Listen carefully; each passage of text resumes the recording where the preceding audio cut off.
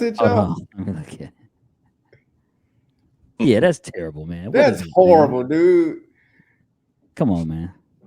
Emma, come look at this. It's so bad. He's like, come check it out. Oh man.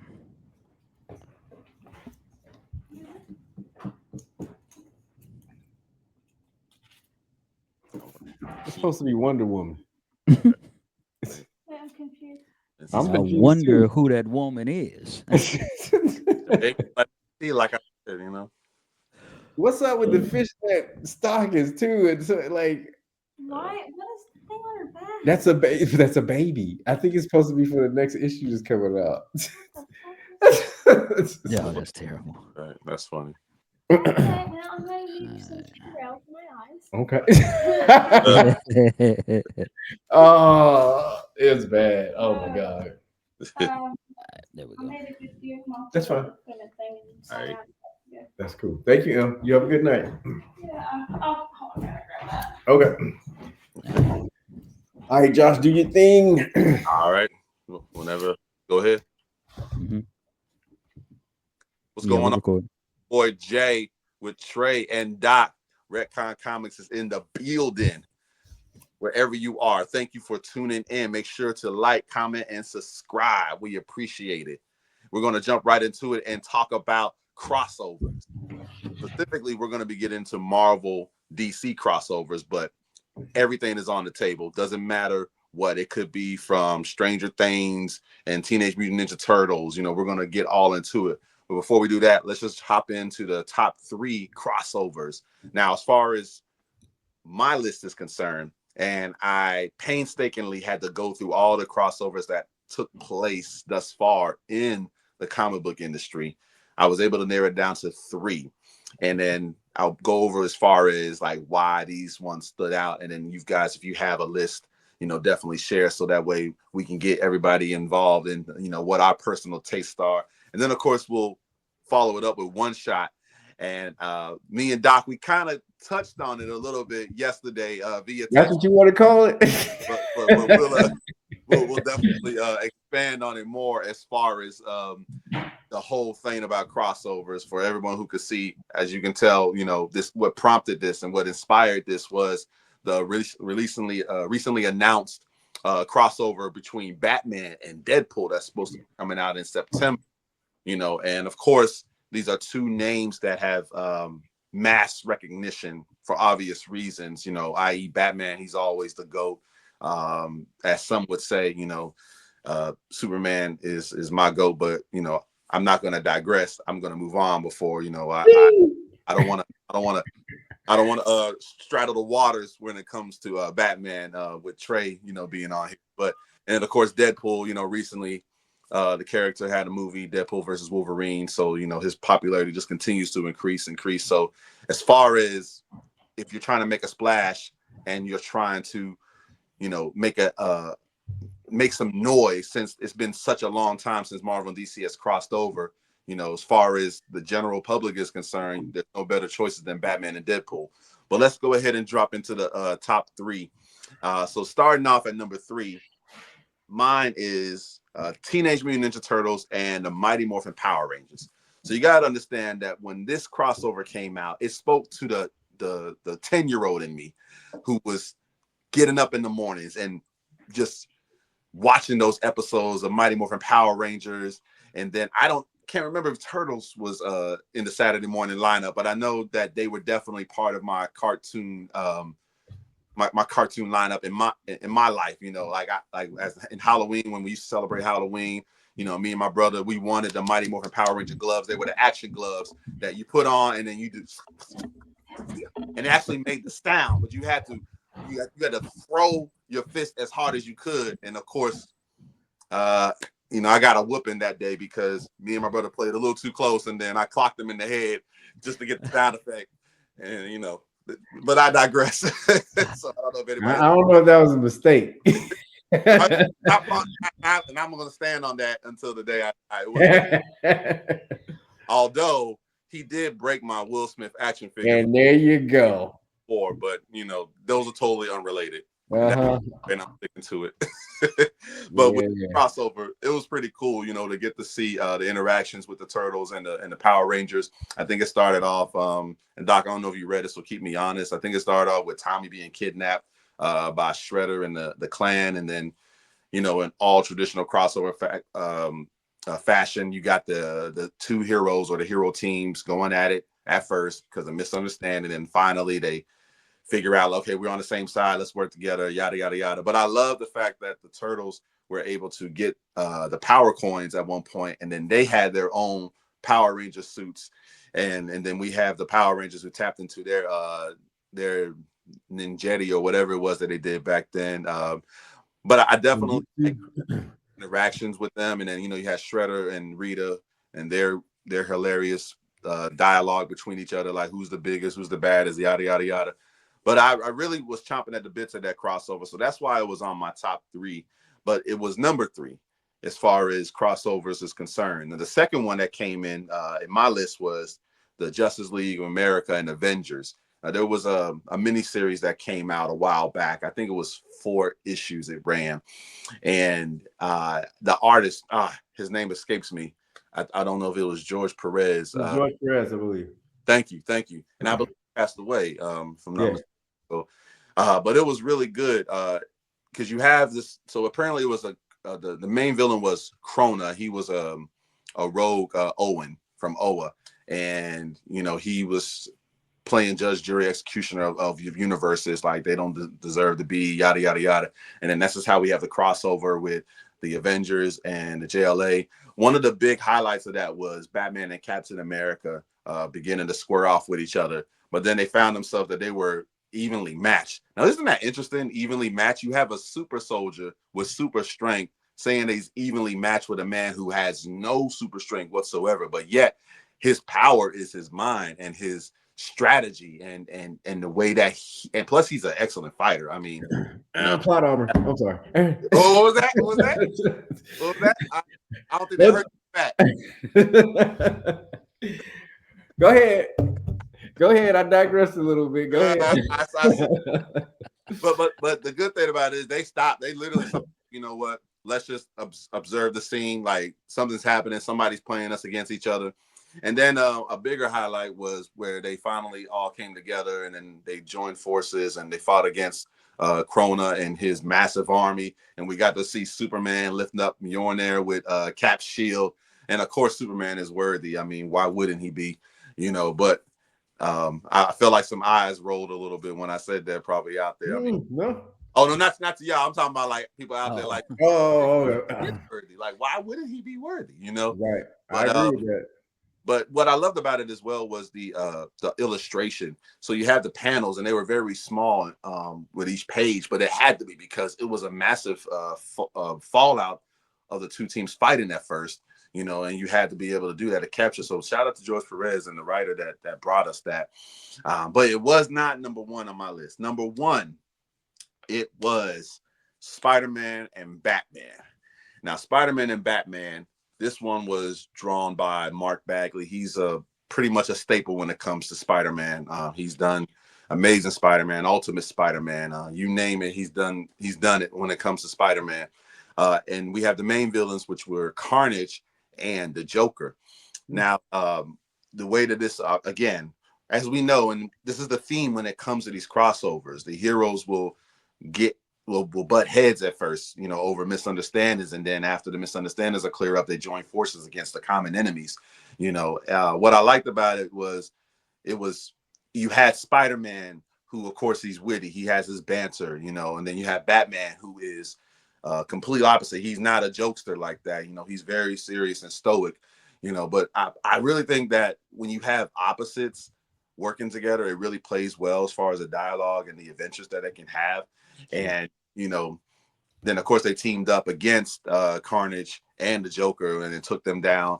But what I loved about it was the embossed cover that came out with them, and that thing was slick. And I remember getting it when I was 15 years old, and I was like, man, this is dope.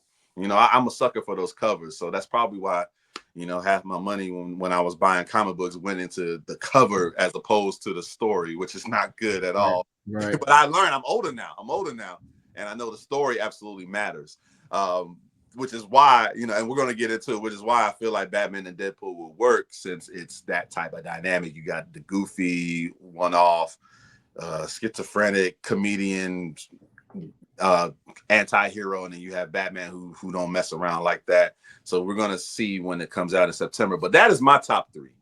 So now we're going to pan it over to my homies, starting with Trey. What is your top 3? Yeah, you know, like I wasn't really big into comic books when I was a kid. So like I didn't really even pay any attention to crossovers till I became an adult, basically. All right. And you know, I'm more in the movie space. Okay. But I will say the Batman Ninja Turtles movie, fire. Fire. And I was the same way, man. When I was a kid, the Ninja Turtles, I was Leonardo like 5 years in a row, bro.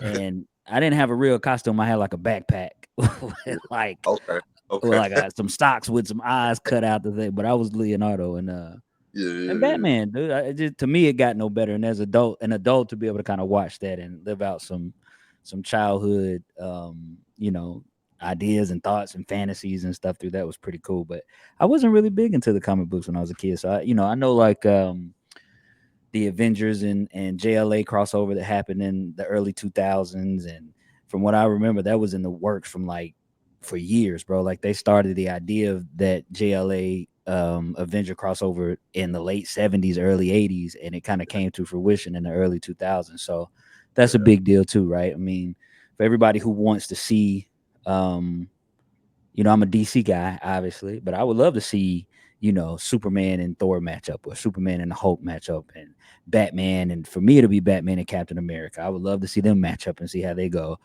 toe to toe with each other. And you know, so that was always pretty cool. What if Black Cat and Catwoman fought each other? You know what I mean? Like, that's a cool idea. So yeah, I mean, I know that was monumental for me too. So I don't have a third, but those two kind of stick out. Bet. Doc, what you got, man? I guess I would want to say I don't typically like crossovers because they just don't make sense to me. That's why I'm going. And like, okay, so because we're gonna go on that later. But I will say, I will appreciate one that, you know, if they flesh it out and it has a good concept behind it, I can do it. Like the original one that I remember, and I guess I'll put this at, you know, this will be my number 3 because this was the one done in 1996 where it was basically Marvel versus DC. Yeah. And at the time, you know, I'll say I was a homer. So, you know, I'm a big X-Men fan. I was a Wolverine fan. I knew nothing about Lobo or anything like that. And I remember that was supposed to be one of the fights. And I was like hot because people were like, oh, you know, Wolverine, somebody did this little, it was before memes and GIFs, but they did this little picture showing Wolverine running away. They were like, this is how that fight would go. And I was like, what? Now, the more now that I know about Lobo, yeah, Lobo would have handled him. But at the time, I wasn't even trying to hear it. But they based that whole thing off of like fan ballot. So you basically got to vote, and it was all basically a popularity contest. Yeah.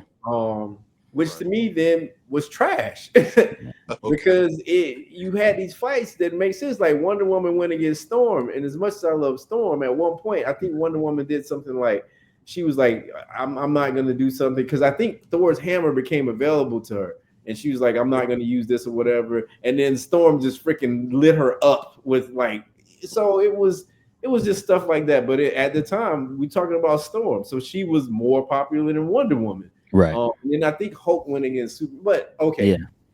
So I was like not, you know, enthralled with that. Gotcha. So then you'll have something that pops up later. Trey mentioned it, the series that came out with Batman and Teenage Mutant Ninja Turtles. Yes. So once again, it was cool, like having Splinter, having the detective, you know, having the interaction. The art, I forget who drew it, but it was gritty, but it was detailed and it was dark. But that seemed like it made sense because of Batman's martial arts background, okay? Yeah. And then, you know, putting in Shredder. Oh, and that fight between Shredder and Batman. Yeah. I remember seeing the animated one. Oh, it was dope. But it kind of made sense. How they got together, how you bring these universes together, That's what I have a problem with. Like, Yeah. it just doesn't make sense. So okay, now I'm gonna add what's my number one. Right. Something like a Predator versus Alien, because Yeah. that Okay. makes Yeah. sense to me. Yeah. You're talking about 100 species, and you're talking about this organism that was out there bred to. Okay, but we're talking about two universes, and they've actually brought it together in cinema. Yeah. Based off of something that happened in a Predator movie. You remember when we saw the second Predator movie, Yeah. and we saw the ship at the end, and one, you found out that these dudes have been coming here forever. Yeah. But then on top of that, you saw that xenomorph skull in the ship, and you were like, Yeah. "Oh snap!" Yeah. And that set something Shout off. out to the first Connected Universe franchise. Right. And so I'm gonna take it one step further. So then when you do something like a Predator versus Batman, okay, I can feel that because you have the concept out there where this thing spans like universes. This thing is a hunter and it's going after the best prey. Right. What better prey than Batman? Now, when you put them Predator versus Superman, that's just stupid because he's just gonna vaporize everybody. But you know, something like that, you know, like I said, if it makes sense, but for the most part, I hate crossovers because I think it's just a money grab. And that is a great segue to our one shot.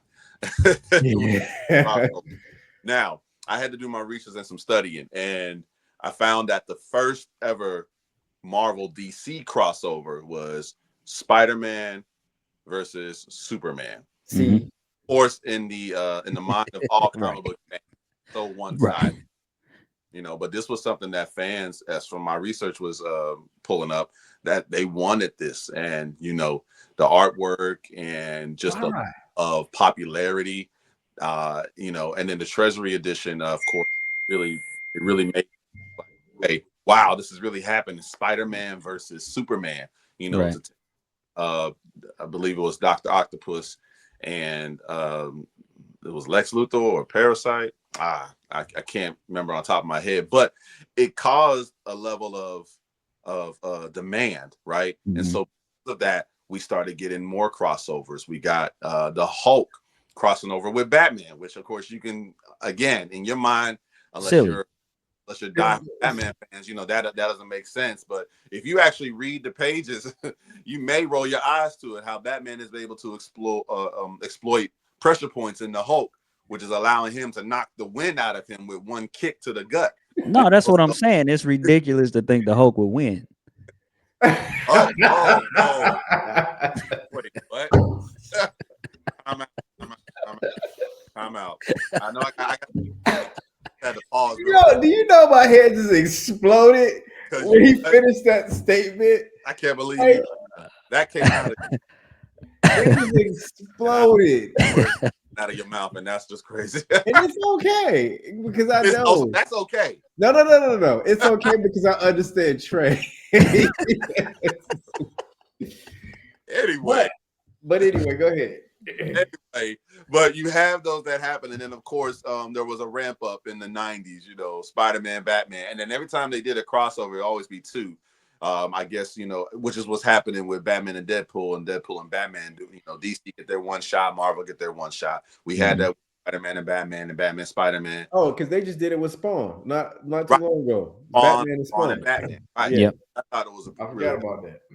You know, crossover as well. Yeah. Then Silver Surfer got into play with Green Lantern, Superman, and the Fantastic Four. Superman had the power cosmic on him. Like, you didn't think he could be more powerful or more overpowered.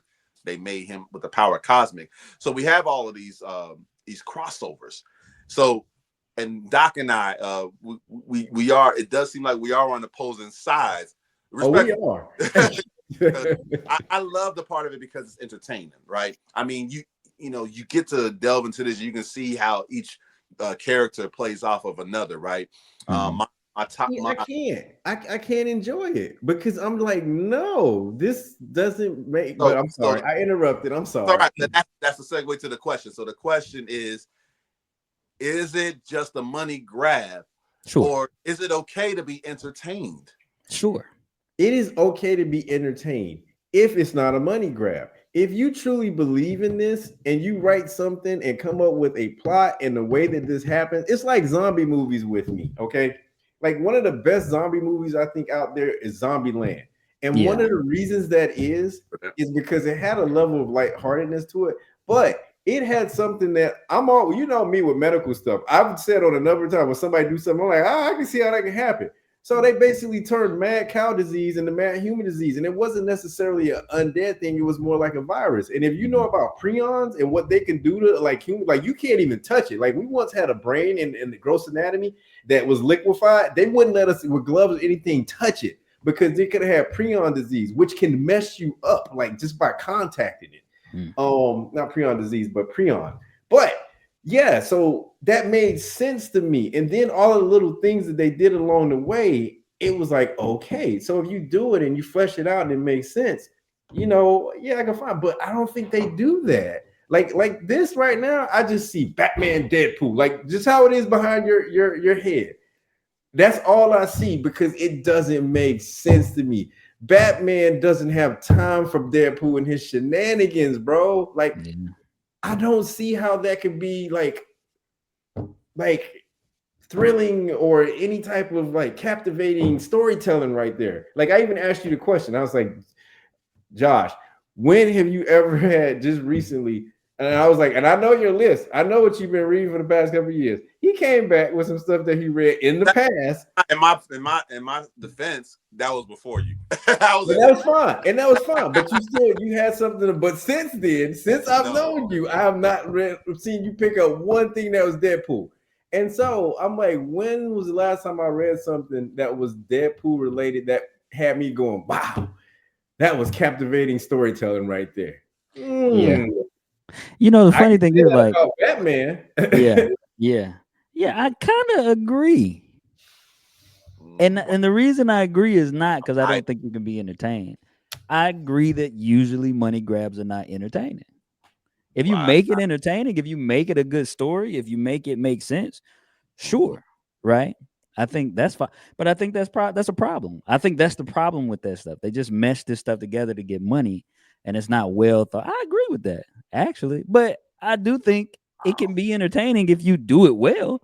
And you even said you laid out the doggone like recipe for it. It's the same thing every time. Somehow these some happen where I just don't get how the universe comes together. But they always start out button heads. Yeah. And then there's this other thing there that makes them get in line. Like, how many times you gonna tell that freaking story? You know what I'm saying? I mean, what other way is to tell it? I mean, that's the commonality that I mean. Now, some of them, if you read some of them, they actually don't even talk about like, okay, how did they get into the? They actually, like for the Batman and Spider-Man crossover, it literally just opened up to New York and then it panned over to Gotham. It wasn't like, okay, there was a wormhole that sent Batman through another universe. It was like they had already existed together, you know. So they that doesn't work with my mind because they don't exist together. And so you have to have this event that makes sense, that brings them together, first of all. Okay. But then on top of that, you know, the matchup has to make sense. The matchup has to be, you know, it has to be Deadpool. Huh? Is your problem is that it's Deadpool? No. Like, yeah, actually it is that it's Deadpool because I'm like I said, it doesn't make sense to me. It's almost like the fight that you told me the first one they did was Superman and Spider-Man. Yeah. Are you saying it was a team up or it was a versus? Because if it was versus, that makes no sense to me. It started off and then they teamed up later. Right. Yeah. So it was a versus. Yeah. In what world is there a verse between Superman and Spider-Man? And Spider-Man is my dude. Spider-Man is more powerful than he lets on, but it's Superman. Like, come on. Like, I saw when they did it. I actually got the blind bag one where Invincible is Spider-Man. Yeah. Guess what? Invincible will body Spider-Man. As much as I love Peter. You posted that. And so it doesn't make any sense. Now, if you want to talk about Deadpool and Batman, okay, they're both, you know, one's a mercenary, one's just a skilled, you know, genius and, you know, martial arts expert. Does Deadpool actually know martial arts? I don't even know.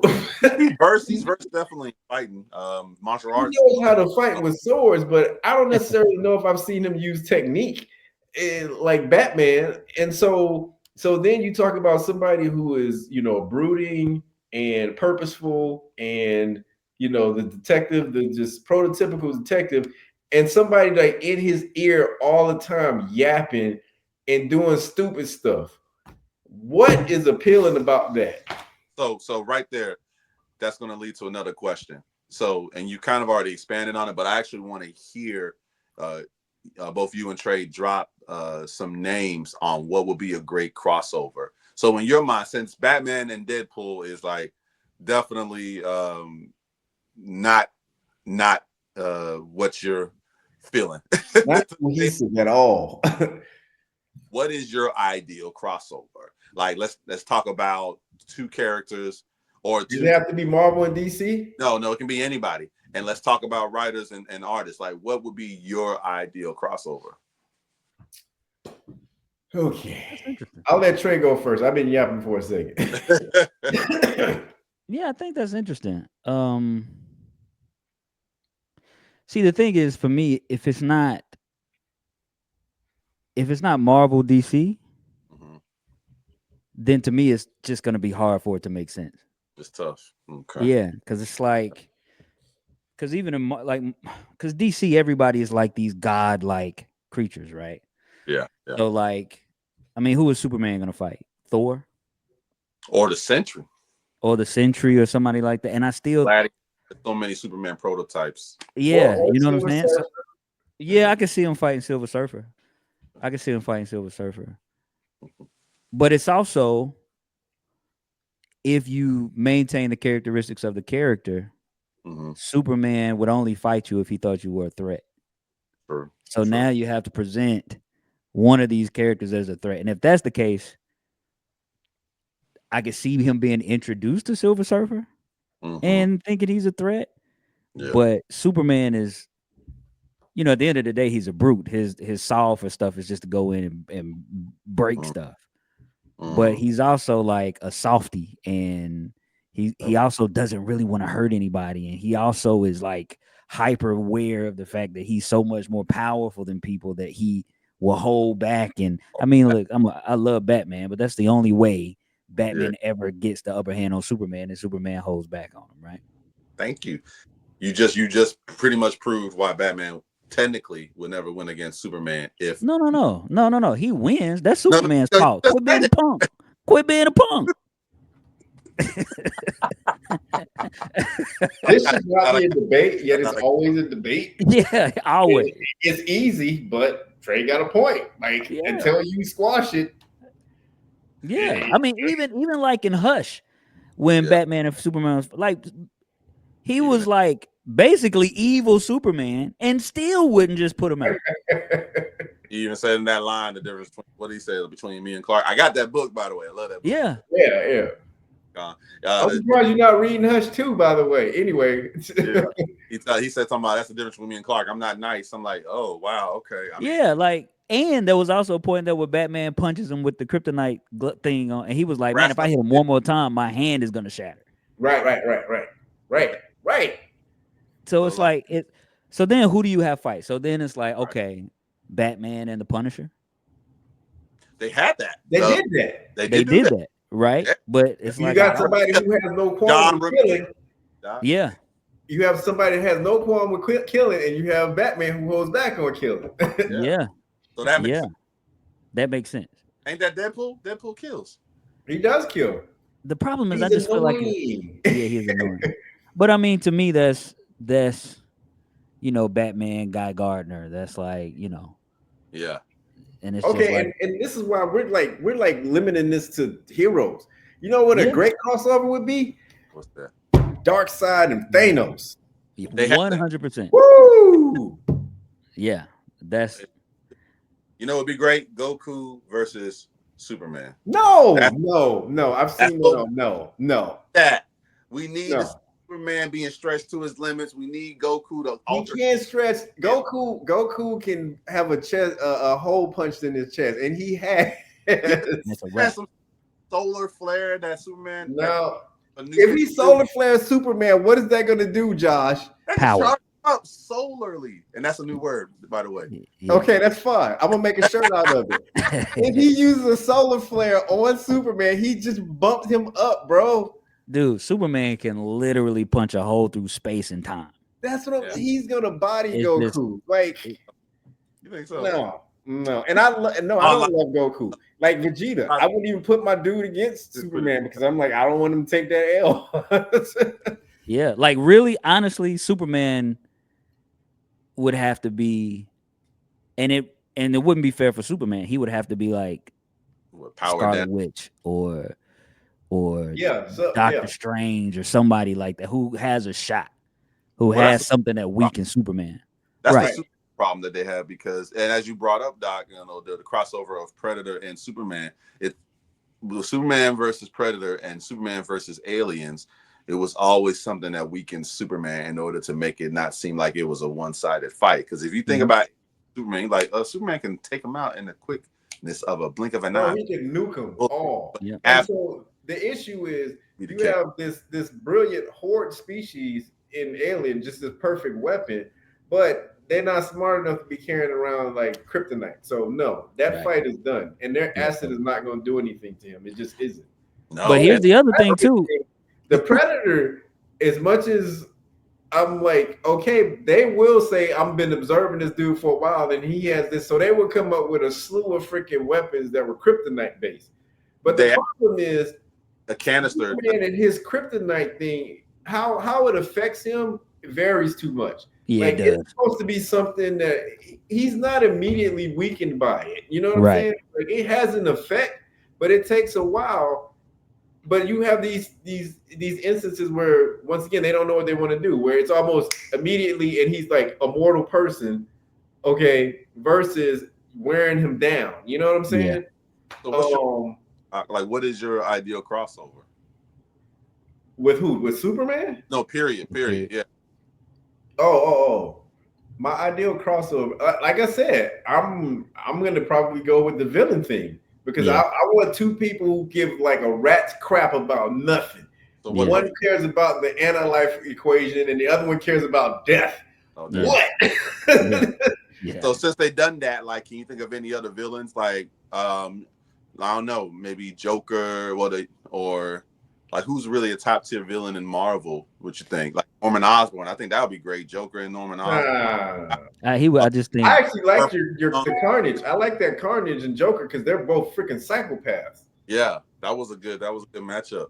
So then when we're talking about the money grab, and just to be specific, for those who don't understand that, the money grab is literally something that the comic book publishers are going to put out, and they know instantaneously, people are going to buy this, people are going to snatch this up.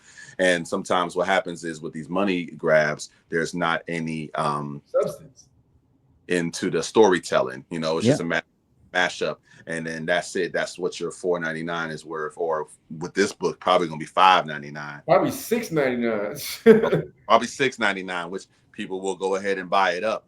It makes me want to ask this question: are there any parallels to this in the real world that we can compare it to? Right. So you got is there anything like music wise that you can think of that can parallel this? Right. Because you got comic books that are being put out and they're just strictly, for the money grab, as you put it, and maybe not even entertaining. But then you got comic books out there that are great. They are very much potent with their storytelling, and yet they're not as popular and they're not selling out from the stands as much as these ones that are money grabs. So what parallels in the world itself can you see that match up with what we're seeing with Deadpool versus Batman? Where it's good or it's trash? Yeah, both. Yeah, good or trash. Right. I thought two instances that jump to. I'm gonna do an R&B one, and then I'm gonna do a rap one. I was never really a big Redman fan, but Redman and Method Man, bro, that worked. Yeah, that worked, and they complemented each other well. Blackout. Yes. Man. But then from R&B that jumps out to me right there, freaking Lucy Pearl, like to get Don, Raphael, Sadiq. Oh, you did some rap, bro. Yeah. I mean, And then that was, I love that trio together. Sadly, that it didn't continue.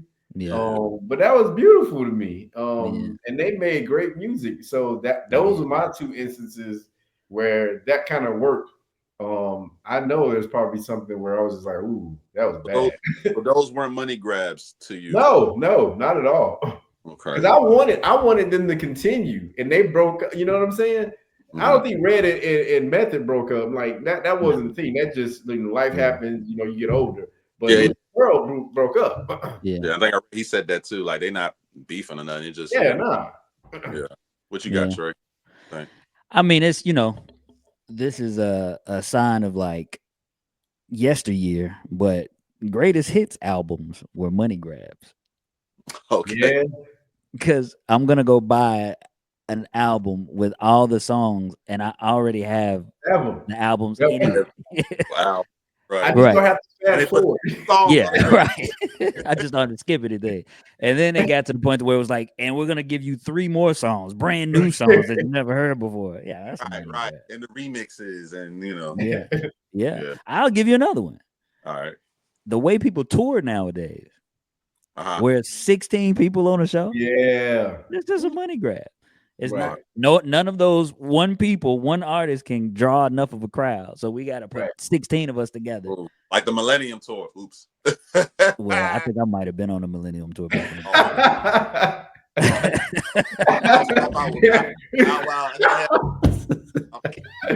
Shots fired. No.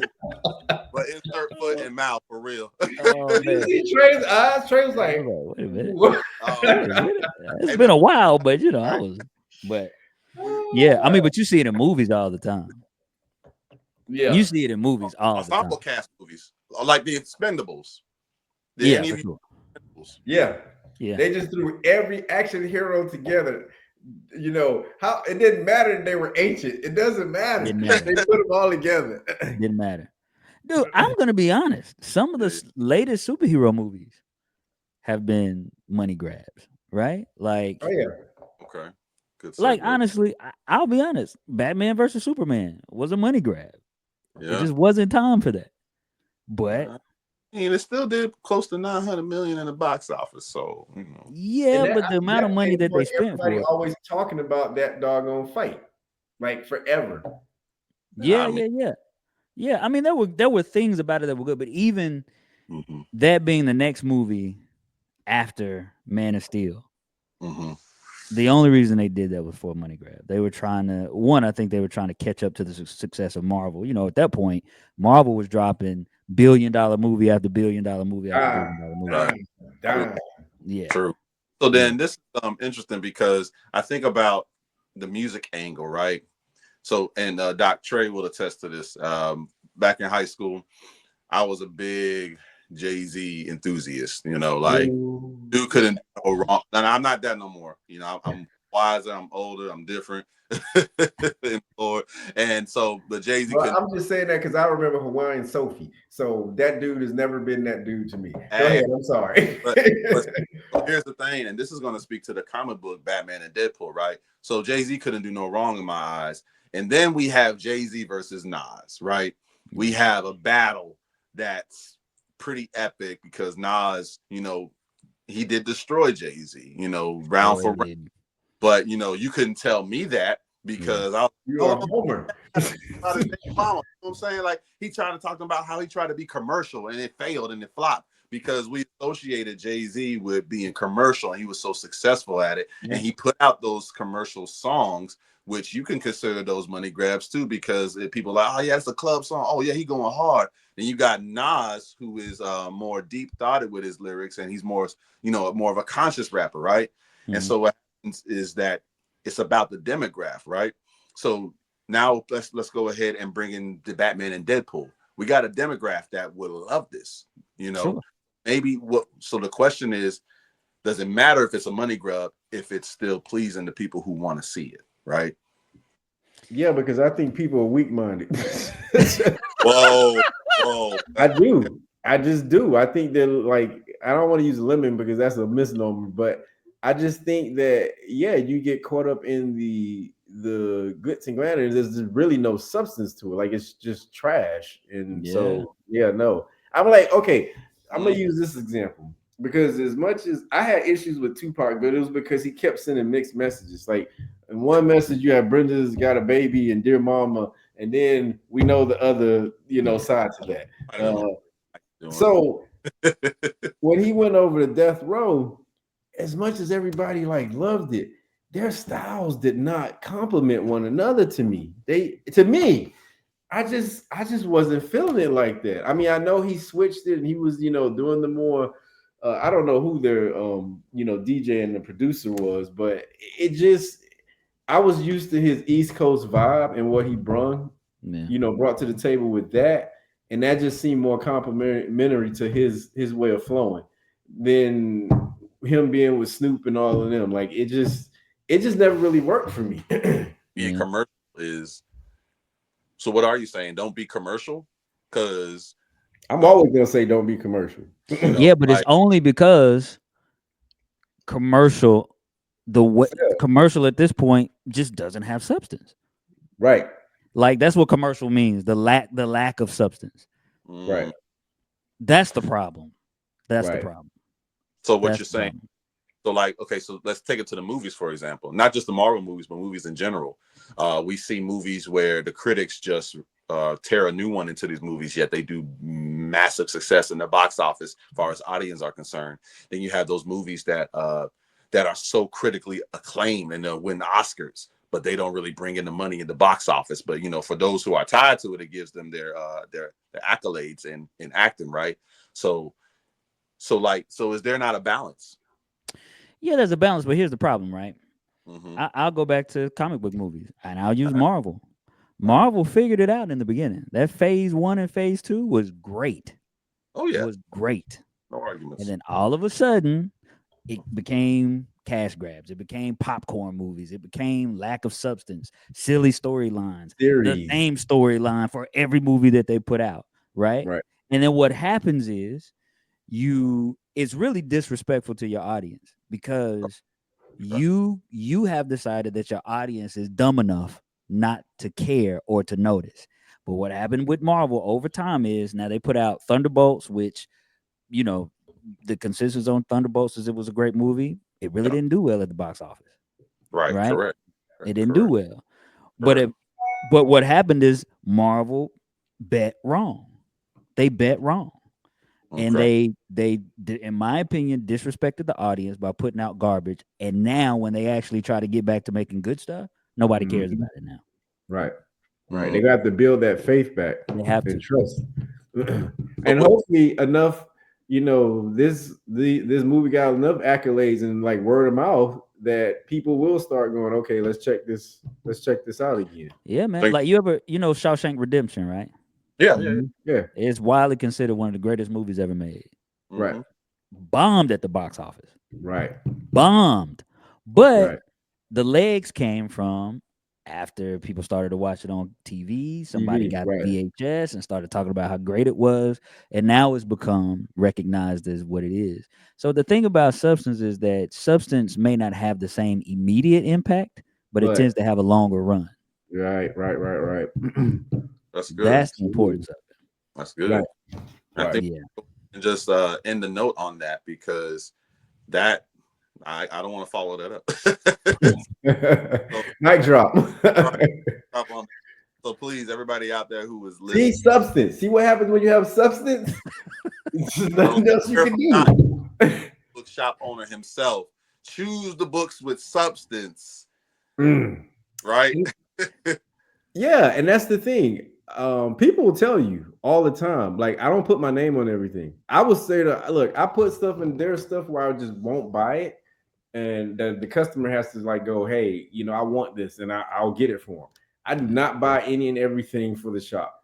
I gotta, somewhat believe in it a little bit. And I certainly don't put my name on stuff. I will quickly tell you something that I can lose money on is trash because it's more important to me that people trust, my opinion and my recommendations, because that's going to carry a lot more the next time when they ask me about something. But no, I do not put my name on everything. And when I do, I guarantee you, most people, probably like 98% of the times, like, Doc, you know, that one was like a winner. Like, yo, thank you for putting me on that. That is what matters to me. You know this. We've talked about it before. I don't do this to live off of it. I do it because I enjoy it. And when I stop enjoying it, and if they keep screwing up, if these comic book companies keep screwing up, guess what? It's gonna be deuces. Because I'm like, I don't have to do this. I tell people all the time, I show my displeasure with things by withholding my money. It's why I'm not reading Amazing Spider-Man right now. Yes, y'all heard me. Amazing Spider-Man sucks. Ultimate Spider-Man, that's a winner right there. But Amazing Spider-Man, and I may have to step back a little bit because I've had like 2 or 3 people tell me, oh, this new run, because I didn't like what they were going to do. They've been okay with it, but I'm not picking, me personally, I'm not picking up Amazing Spider-Man until they hit Legacy 1000, which will be in probably like 25 issues or something like that. Because hopefully they'll do something like amazing, like Peter finally has his nervous breakdown and goes and like whatever. It sounds like to me, as you started off, I clear Denzel Washington's portrayal of Frank Lucas in American Gangster was playing Blue Magic. It's a brand. I stand by it. I stand by it. Right.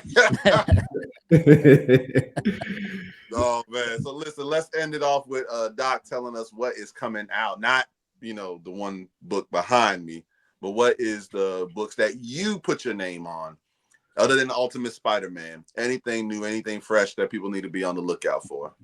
You know, the only thing that has, you know what? It's funny that this has been talking about money grabs because it's mostly been the ultimate and absolute stuff that I've been reading. And like I said, independent stuff. And right offhand, I know I like trying to give, you know, people an exposure to something because I know the new Superman movie is coming out, and I saw briefly that Mr. Terrific is going to be in it. So Mr. Terrific has a new miniseries out. So I got that in the store because I'm sure people are going to have questions about who that person is. You know what I'm saying? And so, you know, most of the stuff right now that I'm doing, it probably goes in line with that because, like I said, I'm reading independent stuff and a couple of titles here and there from Marvel that I just feel have good substance. And same thing with DC, and that usually just ends up being the absolute and the ultimate stuff. And with that said, DC just introduced 3 new absolute books relatively. So they finally got Flash going, which most people have been. They just keep seem to hitting it out the park because people were resoundingly like Flash. They like the Martian Manhunter. The art is a little bit different, but they like the story behind it. And honestly, I have never liked Green Lantern. Like those books seem to always like flame out.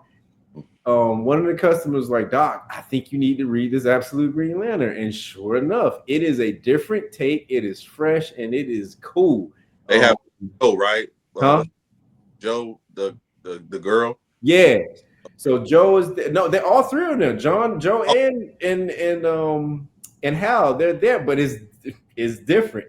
And without saying anything, I encourage y'all to look at it and read it because it's a different beast. And once again, the Absolute crew have pulled it off, in my opinion. So I mean, just look at Flash. His rogue gallery has always sucked to me. Like they're horrible. Even their costumes are horrible. Like I said, like when he says "suck" so hard, like it, like you can feel the impact. You can feel it. The vitriol that's just there.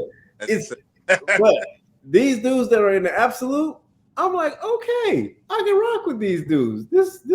These dudes, they're intimidating. I can see how they could do some damage potentially. So it's just a different vibe. Whatever they're doing over there between the Absolute and the Ultimate Universes, those guys, it's like it's a whole different universe. Like I don't even see how they exist in the same freaking buildings. Like, because the main universe is just trash. And this is coming from somebody who sells the stuff. Like, dang. But anyway, I'm sorry. All right. Can I get a ding for a digression there? Gotcha. Hold on. Wait a minute. I might have one. Wait a minute. Uh-oh. Wait a minute. I might have it. That's more like a beat. Well, going to wrap it up for us here at Retcon Comics. We thank y'all for tuning in. Again, like, comment, subscribe, hit the ding, hit the notification button, making sure that you're staying up to date on our stuff. If you are in the North Carolina area in Gastonia, we will be at the Gaston County Public Library Comic-Con coming up in June 7th. 7th. Yes. Saturday from 10 to 4. 10 to 4. Yes, please make sure to come and stop by, say hello. We will be going live. And of course, me, Jay, will be putting out stuff from his personal stash. So that way you can get your hands on some good stuff. Now, Doc, for those who are local in the Belmont area, North Carolina area, period, tell them where they can get their comic book fixing needs, man. 427 East Catawba Street, Belmont, North Carolina, 28012. On the second floor, basement on the second floor. Second floor. All right, I'm sorry. I forgot to shout out too. I'm sorry. Transformers Universe, Void Rivals, G.I. Joe, they're killing it. That's another. Boom. You heard it. Transformers, more than meets the eye. Yeah. Go here. All right, Trey. Please join us next time. Same Redcon time. Same Redcon channel. We out. God bless.